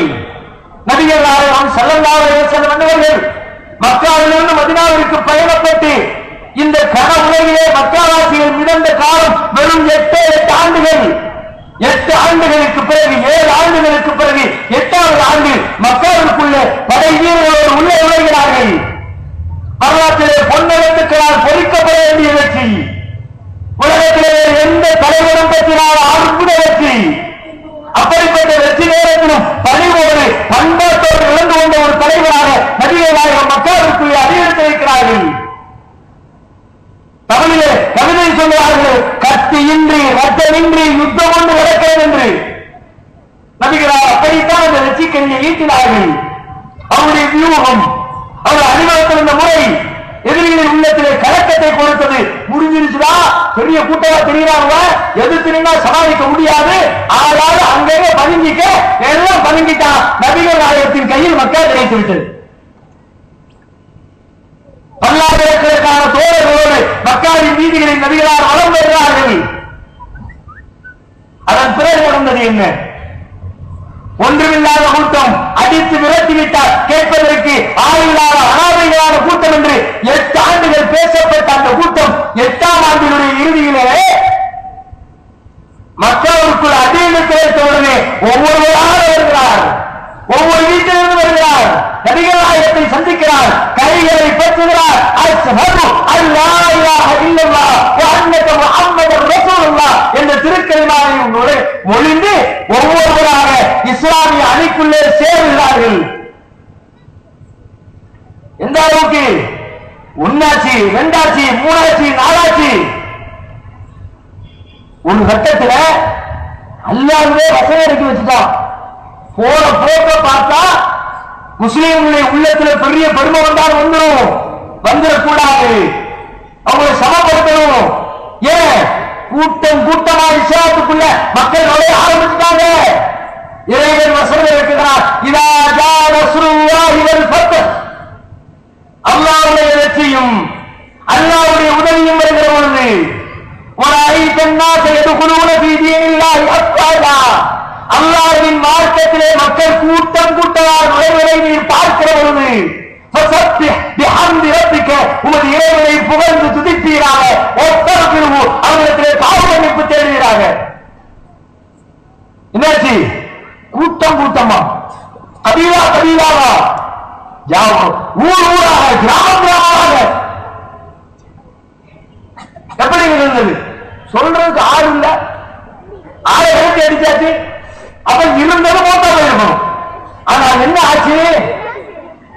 கோடை நாடுகளில் மழை இல்லாமல் வறண்டு போய் கிடக்கிற குளங்களும் ஏரிகளும், அடித்து வருகிற மாரிக்காலத்தில் மழைக்காலத்தில் தண்ணீர் துளிகள் பட்டவர்களே எப்படி ஒன்றுமில்லாமல் காய்ந்து கிரிக்கெட் விளையாடுகிற மைதானத்தை போன்று இருந்த அந்த குளத்திலே மீன்கள் துள்ளி விளையாடுகிறதோ கண்ணு முன்னாடி பார்க்கிறோம்ல. சம்பளம் பார்த்தா ஒரு சொத்து தண்ணி இல்லை, ஒரு மீன் இல்லை, உயிரான ஒரு ஜீவராசி இல்லை, ஒரு புல் பூண்டு இல்லை. பையன் ஃபுட்பால் விளையாடுறான், கிரிக்கெட் விளையாடுறான். அடுத்த வருஷம் பார்த்தா மழை பெய்யுது, அடுத்த வருஷம் குளத்துல இருக்கிற மீனை ஏழ போடுறான். யார மீன் கொண்டு விட்டது? கடவுள் குஞ்சு கொண்டு விட்டு மீன் வளர்த்தாங்களா? ஒருத்தரும் ஒண்ணும் செய்யல, இல்லாமல் போனது என்று நினைத்தோம். உள்ளுக்குள்ள பார்த்தா 4 மாசத்துக்கு பிறகு கொத்து கொத்தா கிலோ கிலோவாக தன்னாக மீன் வருகிறது. அதே போல அழிந்து விட்டது என்று கருதப்பட்ட அந்த மார்க்கம், அந்த கொள்கை நபிகள் நாயகம் ஆயிரக்கணக்கான தோழர்களோடு மக்களுக்குள்ளே பிரவேசித்த பொழுது அப்படியே உள்ளிருந்து புறப்பட்டதே புரட்சி. இஸ்லாத்தை நோக்கி அலையாக மக்கள் வந்தார்களே. எப்படி நிகழ்ந்தது?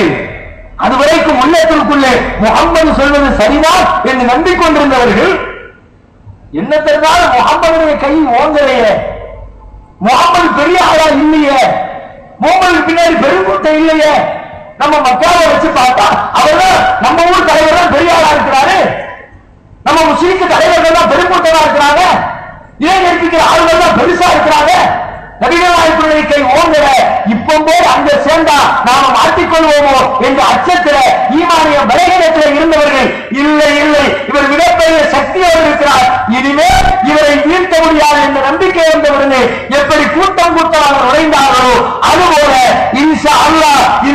ஒழிக்கு ஒழிக்கு மாறாது பல லட்சக்கணக்கான மக்களை கண்களால் கண்டுவிட்டு உள்ளத்தால் இறைவனை நம்பிக்கொண்டிருக்கிற ஏகத்துவத்தை ஏற்றுக்கொண்டிருக்கிற நம்முடைய சொந்தங்கள் அத்தனை பேரும் இந்த ஏகத்துவ ஜமாத்திலே ஐக்கியமாவார்கள். வேற என்ன புரட்சி? வேற வேணும்? அந்த கூட்டம் சொல்லுகிற ஏற்படுத்த போகிற புரட்சி அது மனமாற்ற புரட்சி. இது பசுமை புரட்சி அல்ல, இது வெள்ளை புரட்சி அல்ல, பிரெஞ்சு புரட்சி அல்ல, ரஷ்ய புரட்சி அல்ல, உள்ளத்திற்குள்ளே ஏற்பட போகிற மனமாற்ற புரட்சி. அடுத்து இன்னொரு புரட்சி முஸ்லிம் அல்லாத மக்கள் மத்தியில் ஏற்பட போகிற அடுத்த புரட்சி. அது என்ன? ஷிர்க் இன்றைக்கு நிலை கொண்டிருப்பதன் காரணத்தினால் முஸ்லிம் அல்லாத மக்களிடத்திலே இஸ்லாம் குறித்த எந்த சிந்தனையும் இல்லை. ஒரு 1000 ஆண்டுகளுக்கு முன்னால், 1200 ஆண்டுகளுக்கு முன்னால் இந்தியாவுடைய நிலைமை என்னன்னு பார்த்தா, அப்பதான் இந்தியாவுக்குள்ளே இஸ்லாம் அடியெடுத்து வைத்தது. அன்றிலிருந்து கணக்கு பண்ணினா இஸ்லாத்திற்குள்ள வந்தவர்கள் எண்ணிக்கை ஆரம்ப காலத்திலே கூட்டம் கூட்டமாக வந்தார்கள், கிராமமாக வந்தார்கள், நூற்றுக்கணக்கான ஒட்டுமொத்தமாக இஸ்லாத்தை தழுவினார்கள். ஆனா இன்னைக்கு அந்த மாதிரி கேள்விப்படவே முடியாது. ஏதோ குர்ஆன் படிக்கிறவங்க, ஹதீஸ் ஆய்வு செய்யறவங்க, கொஞ்சம் சிந்தனையாளர்கள், அறிவுஜீவிகள், அந்த மாதிரி ஆட்கள் படித்து விட்டு அங்கொன்னு இங்கொன்னு அங்கொன்னு இங்கொன்னு இஸ்லாத்துக்கு வருகிறார்கள். அதில் உண்மையில் இஸ்லாம் என்றால் எப்படிப்பட்ட வார்த்தை தெரியுமா?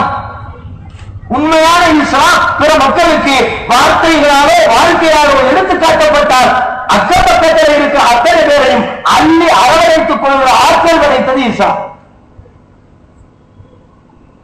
காந்தத்தை போல அற்புதமான ஈர்ப்பு சக்தி இஸ்லாத்திற்கு உண்டு. பக்கத்தில் கிடைக்கிறவங்க போல தன் பக்கம் ஈர்க்கும், அதை யாராலும் கிடைக்க முடியாது. அப்படித்தான் நடந்தது. எப்படி இருக்கிறது? முஸ்லீமாக இருக்கிறவர் அவர் முஸ்லிம் இஸ்லாமை தன்னுடைய வாழ்க்கையில் காட்டுகிற பொழுது அதை பார்க்கிற முஸ்லிம் அல்லாத மக்களே இருக்கிறது. எல்லாருமே குர்ஆனை படிச்சு இஸ்லாத்தின் பால் இருக்கிறது கம்மி. முஸ்லிம்களை பார்ப்பாங்க, நடவடிக்கைகளை பார்ப்பாங்க, தங்களுடைய மார்க்கத்தோடு ஒப்பிட்டு பார்ப்பாங்க, ரெண்டையும் கம்பேர் பண்ணி பார்த்துட்டு இது அற்புதமா இருக்க, நல்லா இருக்க, நமக்கு பயன்படக்கூடியதா இருக்கு, நாமளே இந்த மார்க்கத்தில் சேரக்கூடாது ஓடி வருவாங்க. ஆனால் சில நூறு ஆண்டுகால இடைவெளியில் தமிழகத்திலே நேர்ந்திருக்கிற மாற்றம் என்ன என்று கேட்டால், முஸ்லிம் அல்லாத மக்களிடத்திலே என்னென்ன பழக்க வழக்கங்கள் எல்லாம் இருந்ததோ அதை அனைத்தையும் முஸ்லிம் சமுதாயம் தன்னிடத்திலே தாங்கிக் கொண்டது. ஒரு மார்க்கம் ஒரு பொருள் ஒருத்தர் இருக்கணும்னா வித்தியாசமா இருக்கும். டிஃபரெண்டா என்ன டிஃபரெண்ட்? சந்தையில ஒரு பொருள் விற்பனைக்கு வருதுன்னா அந்த பொருளை மக்கள் கூட்டம் கூட்டமா வாங்குறாங்கன்னா ஏன் வாங்குறாங்க ஒரு கேள்வி இருக்குல்ல. இதே மாதிரி 1000 கணக்கு இருக்குது, அதையே விட்டுவிட்டு இதையே வாங்கினா அதுல இருக்கிற தரம், அதுல இருக்கிற விலை, அதுல இருக்கிற ருசி என்று அதற்கென்று சில தனித்தன்மைகள் இருக்கும். இப்ப முஸ்லிம் அல்லாத மக்கள் இஸ்லாத்தை பார்த்தால் இஸ்லாத்திற்கு என்று ஒரு தனி சுவை தெரியவில்லை, இஸ்லாத்திற்குரிய தனி மனம் தெரியவில்லை, இஸ்லாத்திற்குரிய தனி குணம் தெரியவில்லை. அவன் பார்வையில எல்லாம் ஒன்னாத்தான் இருக்கு. இந்த சிறுக்கி மூலிகை கிடைக்கிற காரணத்தினால் அவன் கோயிலுக்கு போயிட்டு வர்றாரு, தர்கா கிராஸ் பண்றார். இங்க யார் நிற்கிறா? முஸ்லிம்கள். அங்கே யார் நிற்கிறா? இந்துக்கள். கோயில்ல இருந்து வரக்கூடிய இந்து பார்க்கிறார், நாம தான் சாமியை சிலையா உட்கார வச்சு கும்பிடுறோம், பயமாகலாம் அதை படுக்க வச்சு கும்பிடலாம். ஓ, 2 பேரும் ஒண்ணுதான். ஒண்ணு பாக்குற நம்ம எதையெல்லாம் சிரித்து வைக்கிறோம் எல்லாத்தையும் பாருங்க, எல்லாம் அப்படி திட்டம் ஒரு வித்தியாசம் இருக்க, பேரை மட்டும் கொஞ்சம் மாத்தி இருப்போம். ஆண்டவர் என்ன நம்ம அவளியா வேண்டும், நம்ம கூட ஆண்டவர் வேண்டும். அதுல ஒரு வித்தியாசம் இருக்குல்ல. மொய்தீன் ஆண்டவர் சும்மா பள்ளிவாசல். தமிழ்நாட்டில் இருக்கிற ஒரு 90% பஞ்சாபி பேர் இருக்காங்க, பிசிக்ஸ்ல எடுத்து பாருங்க. மொய்தீன் ஆண்டவர் சும்மா பள்ளிவாசல், நாகூர் ஆண்டவர் சும்மா பள்ளிவாசல், அங்க பழனி ஆண்டவர், இங்க அதே மாதிரி நாகூர் ஆண்டவர். என்ன எதனால இங்க படணும்? ஏன் இஸ்லாத்தின் தான் திரும்பணும்? அங்க வருஷத்துக்கு ஒருக்க ஒரு கும்பாபிஷேகம், இங்கே வருஷத்துக்கு ஒருக்க ஒரு கந்தூரி விழா, அங்கே பால் குடம், இங்கே சந்தன கூடம், அங்கே பாலாபிஷேகம், இங்கே கபருக்கு மேல பட்டாடை எல்லாம் அப்படியே. அங்கேயும் பூ வாங்கிட்டு போவாரு, கோயிலுக்கு போறவரு வாழைப்பழம் வாங்கிட்டு போவாரு. இங்கே அதே மாதிரி பூ, சர்க்கரை, வாழைப்பழம் போயிட்டு வந்து பங்கு வைப்பாருங்க. அவங்க எப்படி பங்கு வைக்கிறாங்களோ அதே செய்யுது திட்டமா இருக்கும் பாருங்க. ரெண்டு வாழைப்பழம் இருக்கும். சாமி முன்னாடி படையல் பண்ணி எடுக்க வரங்க. அது படையல் பண்ணின சாமான், ரொம்ப பக்தியான சாமான். அதனால அதுக்குள்ள ஏதோ தவறு இறங்கிட்டு சொல்லிட்டு ஆளுக்கு கொஞ்சம் கொஞ்சமா வச்சு கொடுப்பான். 10 பேருக்கு 2 வாழைப்பழத்தை எடுத்து இத்தனோண்டி அவரும் ரொம்ப பக்தியமா வாங்கி ஆய போடுவார். அதே மாதிரி இங்க பாருங்க, 100 கிராம் சர்க்கரை வாங்கிட்டு போய் பாத்தியா இருப்பாங்க. வாங்கிட்டு வந்து இந்த அப்படி ஓவாயிரம் கொஞ்சம், இந்த ஓவாயிரம் கொஞ்சம், ஒரு வாழைப்பழத்தை 10 துண்டா போட்டு 10 பீஸ். மற்ற நேரத்தில் கொடுத்தா வாழைப்பழத்தை 10 துண்டா போட்டு கொடுத்தா வாங்கலாம். பாதியை பிச்சு கொடுத்தப்ப இத்தனோடு தார தந்தா முழுசா தள்ளி நீயே தின்னுடும். ஓண்ட கொடுத்தா மரம் வாங்குவானா? நான் கேட்கிறேன். இன்னும் சைஸ் விரல் தள்ளி இருக்கிற வாழைப்பழத்தை எடுத்து அதுல நீங்க கொஞ்சம், உங்க மூத்த பிள்ளைக்கு கொஞ்சம், உங்க இளைய பிள்ளைய வந்து பிச்சு கொடுத்துப்பாங்க. ரொம்ப பகிமா வந்து திங்குமா பிள்ளை? இதையும் திங்க மாட்டான். நீங்க திங்க வப்பி இது என்ன சாதாரண வாழைப்பழமா? அத்தியாவசிய வாழைப்பழம்டா, பழக்கத்தான வாழைப்பழம்டா, தின்னு நல்ல பறிப்பு வரும். அப்படியா மேக்ஸ்ல பாஸ் ஆயிடுவா கொண்டாடு வாங்கி திம்மா. கிறுக்குத்தனம் இல்லையா? அவர்கள் செய்கிறார்கள், அவருடைய மன நம்பிக்கை. நீங்கள் ஏன் செய்கிறீர்கள்? இஸ்லாத்தை எப்படி இருக்கிறதா? இஸ்லாமை அங்கீகரிக்கிறதா? நான் கேட்கிறேன், அறிவுபூர்வமான மார்க்கம் இல்லாம இஸ்லாம், அறிவை சொல்லி மார்க்கம் இல்லாம இஸ்லாம் உங்களிடத்தில் இதை அறிவுபூர்வமாக நிரூபித்து காட்டு. இந்த வாழைப்பழத்துக்குள்ள என்னப்பா எச்சா இருக்குன்னு கேட்டா பதில் சொல்ல முடியுமா? என்ன மாதிரி இருக்கு, என்ன என்னடா இருக்கலாம்? லேபில் ஒன்று டெஸ்ட் பண்ணுவோம், வாழைப்பழம் ஒன்று டெஸ்ட் கொடுப்போம், என்ன இருக்குன்னு சொல்லு. பாத்தியாவதற்கு முன் பாத்தியாவதற்கு பின்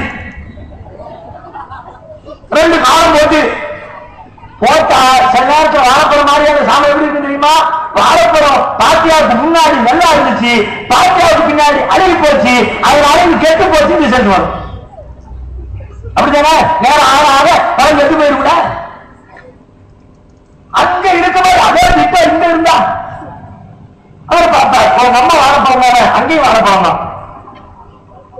அங்க சாமி மேல போட்ட பூ எடுத்து வச்சுக்கிட்டா பறக்கத்து, இங்கேயும் அவளியா மேல, சந்தனக்கூடு மேல, பொலிமரத்து மேல போட்டு விழுந்த பூவை எடுத்து வச்சுக்கிட்டா பறக்கத்து. அங்கேயும் குத்துவிளக்குக்கு என்ன, இங்கேயும் குத்துவிளக்குக்கு என்ன? எதுல மிச்சம் வச்சு எல்லாம் ஒண்ணு விடாம எதை இருந்தாலும் கல்யாணமா உடனே நல்ல நாள் வாரி கெட்ட நாள் வாருமா. நம்ம மக்கள் மட்டும் எப்படி பேச்சுவார்த்தை ஆரம்பிக்குது?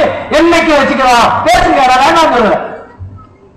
என்னைக்கு வச்சுக்கலாம்? நம்ம எல்லாரும் வர்றதுக்கு என்னைக்கு வசதி பண்ணுமோ அன்னைக்கு வச்சுக்கலாம். என்னைக்கு லீவு இருக்குமோ அன்னைக்கு வச்சுக்கலாம். என்னைக்கு மண்டபம் கிடைக்குமோ அன்னைக்கு வச்சுக்கலாம். இப்படித்தானே பேசணும். என்னைக்கு வச்சுக்கலாம் என்ன அர்த்தம்? எந்த நாள் நல்ல நாளோ அந்த நாளும் வச்சுக்கலாம். எப்படி கல்யாண பத்திரிகையில அவங்க போடுவாங்க, மாசத்தை போட்டு தேதியை போட்டு நிகழும் ஆண்டு தை மாதம் இத்தனாம் தேதி இந்த கிழமையில 10 முதல் 11 மணி வரை நல்ல நேரத்தில் இந்த மங்களமான திருமணத்தில் பங்கேற்று மணமக்களை வாழ்த்துமாறு கேட்டுக் கொள்கிறோம். நம்மால் பத்திரிகை எடுத்தா அதே மாதிரி அவன் தமிழை போட்டா ஆரிய போடும். நிகழும் 1434 ஆண்டு சாதாரண மாதம் 18ஆம் நாள் 10 முதல் 11 வரை உள்ள முபாரக்கான வேலையில் அந்த முபாரத்திற்கு அந்த பழக்கத்திற்கு உங்களுக்கு சொல்ல முடியாது. அவருக்கு முந்தி பழக்கத்து இல்லையோ, அதுக்கு பிந்தி பழக்கத்து இல்லையோ? நபிகள் சொன்னார்களே, யூதியினை இவனாலும் இந்த மாணவர்கள் மகன் என்னை நோய்மைப்படுத்துகிறார். எப்படி? புத்தகம் காலத்தை திட்டுகிறார். அசனா போல நேரங்களா, கெட்ட நேரங்களா, இதுதான் நல்ல நேரங்களா அப்படின்னு என்ன அர்த்தம்? அவன் கெட்டைய படைச்சவன் அண்ணாட என்னதான் திட்டுற? ஒரு இன்ஜினியர் ஒரு பில்டிங் கட்டி இருக்கிறாரு, கட்டிடம் 2 மாசத்துல இடிஞ்சு விழுந்துருச்சு. என்னடா கட்டடம்? நாசமா போற கட்டிடம்னா யாரை குறை சொல்வது? அர்த்தம் கட்டிடத்தில் இருந்த செங்கலையா, அதிலே பூசப்பட்ட சிமெண்டையா, அதன் மீது அடிக்கப்பட்ட பெயிண்டையா, அதை கட்டிய இன்ஜினியரையா? அதே போலத்தான் நீங்கள் காலத்தை திட்டினால் காலத்தை படைத்த இறைவனாக என்னை திட்டுகிறீர்கள் என்ற அர்த்தம். அங்கே அதே இங்கே ஜோசியத்திலிருந்து ஜாதகத்திலிருந்து கல்யாணத்தில் ஒவ்வொரு கருமாந்திரம் எல்லாரும் ஒண்ணு கூட அங்கேயும் மெட்டி இங்கேயும் மெட்டி, அங்கேயும் தாலி இங்கேயும் தாலி, கொஞ்சம் டைரக்ஷன் மட்டும் மாறி. அந்த தாலினா நம்மளும் தாலின்னு சொன்னா எப்படி நம்ம சமுதாயத்துக்கு தகுந்த மாதிரி முஸ்லீம் இல்லையா மாத்திக்க வேண்டாமா, என்னமா மாத்துறது? அந்த தாலினா நம்ம கருப்பு கருப்பு கருப்பா மணியை போட்டு போட்டாச்சுன்னா அந்த தாலிக்கு என்ன சென்டிமெண்டோ அதே சென்டிமெண்ட் எங்க கல்யாணம் பண்ணிக்கு. தாலி எடுத்து கண்ணில் வச்சுக்குவாங்க, அதை முத்தம் கொடுத்துக்குவாங்க, அதுக்கு மஞ்சள் குங்குமத்தை தடவிக்குவாங்க, அது ரொம்ப பத்திரமா போட்டுக்குவாங்க. அதுக்கு ஏதாவது ஒரு டேமேஜ்னா உடனே மாங்கல்ய யாகம்னு சொல்லிட்டு காப்பாற்ற யாகத்துக்கு அதுக்கு நடத்துவாங்க.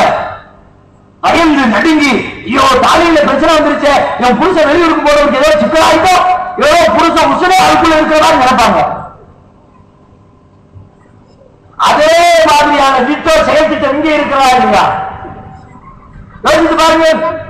அதே மாதிரி கருகமணி, சாதாரண கருகமணி அந்து போச்சுன்னா நான் சொல்ற பத்து அறப்பறை இருக்கிற எங்க ஊர்ல கருகமணி அந்த பாத்தியா ஒரு ஆளுக்குதான் இருக்கான்.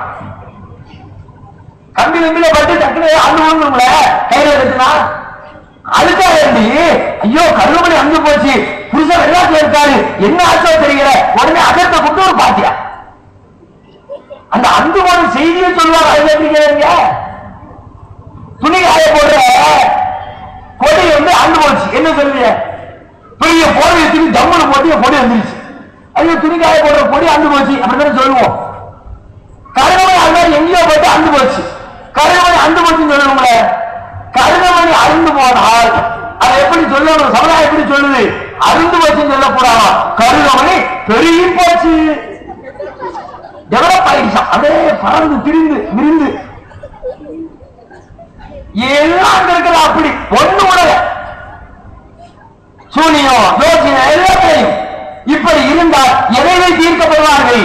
இந்த மக்கள் மத்தியிலே தூய்மையான இஸ்லாம் நடைமுறைப்படுத்தப்பட்டு இங்கே ஜோதிடம் இல்லை, அது மூட நம்பிக்கை, ஜாதகம் இல்லை, அது மூட நம்பிக்கை, சூனியம் இல்லை, அது மூட நம்பிக்கை, நல்ல நாள் கெட்ட நாள் என்ற ஏற்பாடுகள் இல்லை, அது மூட நம்பிக்கை என்று அத்தனை மூட நம்பிக்கைகளும் தகர்த்தி எறியப்பட்டு இங்கே இணையற்பித்தல் இல்லை, இங்கே தேவா வழிபாடு இல்லை, இங்கே தாயத்து இல்லை, இங்கே கொடிவரம் இல்லை, இங்கே கல்லூரி இல்லை, இங்கே உருசு இல்லை, இங்கே அனாச்சாரமான எதுவும் இல்லை, அறிவுபூர்வமான பகுத்தறிவு கொள்கைகள் மட்டுமே இங்கிருக்கிறது என்று காட்டப்பட்டால் அதை பார்த்தவுடனே முஸ்லிம் அல்லாத மக்கள் ஈர்க்கப்பட மாட்டார்களா? அப்படித்தான் அன்றைக்கு ஈர்க்கப்பட்டார்கள். நம்முடைய முன்னோர்களுடைய அறிவுபூர்வமான வாழ்க்கையை பார்த்து கூட்டம் கூட்டமாக இஸ்லாத்திற்கு வந்தார்கள். அதே போல இன்ஷா அல்லாஹ் நம்முடைய நோக்கத்தை இறைவன் இந்த மாநாட்டின் வழியாக நிறைவேற்றி தந்தால், நம்முடைய சமூகத்தில் இருக்கிற சிறுக்கு ஒழிந்தால், இறைவன் எழுப்பித்துக் கொண்டிருக்கிற அத்தனை பேரும் ஏகத்துவ ஜோதியை சங்கமித்தால், முஸ்லிம் வட்டாரத்தை விட்டு வெளியில் இருக்கிற முஸ்லிம் அல்லாத மக்களுடைய உள்ளத்தில் ஒரு பெரும் புரட்சி ஏற்படும். இப்படிப்பட்ட அற்புதமான மார்க்கத்தை நாமும் அரவணைத்துக் கொள்வோம் என்று நம்மை சுற்றுச்சூழல் இருக்கிற அத்தனை முஸ்லிம் அல்லாத மக்கள் இஸ்லாத்தை நோக்கி விரைந்து வருவார்கள். அப்படிப்பட்ட புரட்சி இன்ஷா அல்லாஹ் ஏற்படும். இப்படி இரண்டு பெரும் புரட்சிகளை ஒரு முஸ்லிம்களுடைய வாழ்க்கையில மிகப்பெரிய கனவாக நினைத்துக் கொண்டிருக்கிற பெரும் புரட்சிகளை ஏற்படுத்த தகுந்த வல்லமை படைத்த வகையில் ஏற்படுத்த வேண்டும் என்ற நோக்கி இந்த சிறுக்கு ஒழிப்பு மாநாடு அறிவிக்கப்பட்டிருக்கிறது. இதில் பெரும் திரளாக கலந்து கொள்ளுங்கள். அல்லாஹ் ரப்பல் ஆலமீன் நம்முடைய நோக்கங்களை அதன் வழியாக நிறைவேற்றி தந்தது முடிவானாக. வாசல் அல்ஹம்துலில்லாஹி ரப்பில் ஆலமீன். அஸ்ஸலாமு அலைக்கும் வரஹ்மத்துல்லாஹி வபரகாத்துஹு.